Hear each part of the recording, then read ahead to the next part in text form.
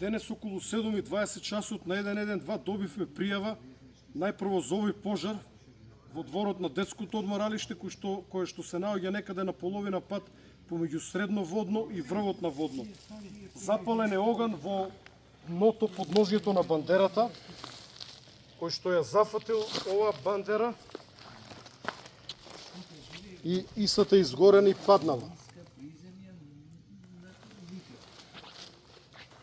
Ова е првиот пожар, додека веќе околу 8:30 часот добивме пријава за вториот пожар на врвот на водно со кој што беше зафатен планинарскиот дом Даре Джамбас.